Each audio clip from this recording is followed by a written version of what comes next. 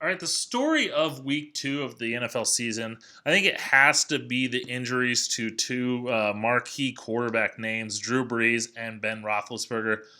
Drew Brees got hit, his hand coming down from the pass, and Aaron Donald sticking up and hitting it. Torn ligaments in his thumb. He's expected to miss 6 to 8 weeks. Had to have surgery on that. A big loss for the Saints. I know they signed Teddy Bridgewater. Teddy Bridgewater was a guy that the Dolphins are ready to sign him to be their starting quarterback, but Bridgewater decided to go back to the Saints where he was the backup the year before, and that he was supposed to be their insurance policy for a Drew Brees injury. You know, the Saints are a team that's contending to go to the Super Bowl. They have a Super Bowl caliber team, and quarterback is dependent on it. So that's why Teddy Bridgewater was brought in. And now Teddy Bridgewater struggled. He only completed about half of his passes, didn't look the greatest. The Saints lost to the Rams. Now, the Rams are a good team too. They just went to the Super Bowl last year. But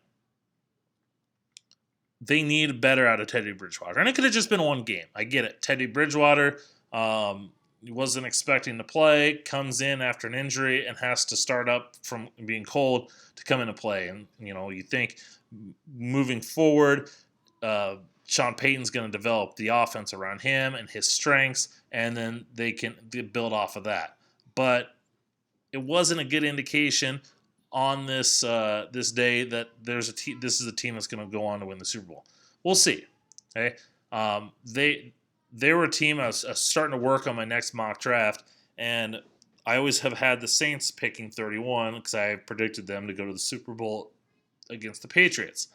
Now I'm bumping them down. I still think they make the playoffs. I still think they're good enough that Teddy Bridgewater can keep them afloat till Drew Brees gets back, and then they can make that run, get into the playoffs. But at this point, I'm a little leeryous of this. Teddy Bridgewater's had a success. He helped the Vikings get to the playoffs in one of his early seasons before he got hurt. So what can he do with the Saints? That'll be something to keep an eye on. As I said, the other one was Ben Roethlisberger. He had an elbow surgery. He's out for the entire year. Completely done for the year. So now the Steelers have to turn to Mason Rudolph. And Mason Rudolph is a mid-round pick out of Oklahoma State.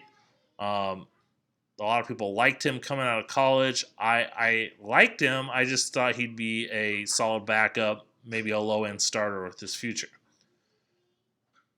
The Steelers were struggling. It's not like Ben Roethlisberger had this team rolling. Now he's hurt. Can Mason Rudolph keep the stuff going? They're 0-2. And they're facing their division where the Browns are better. The Ravens are playing out of their mind, although they've played the Cardinals and the Dolphins, but the Ravens are flying high. The Browns are better. I could see the Steelers struggling this year.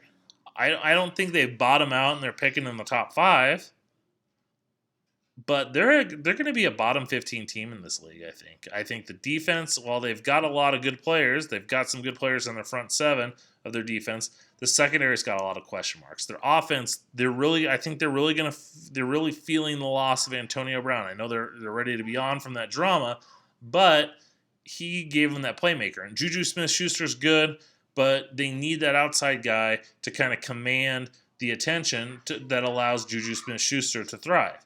And I don't think they have that. And who knows? Maybe Mason Rudolph and James Washington, they were a dynamic duo at Oklahoma State. They're able to have that chemistry, and James Washington provides that deep threat, and that opens up the middle for Juju Smith-Schuster.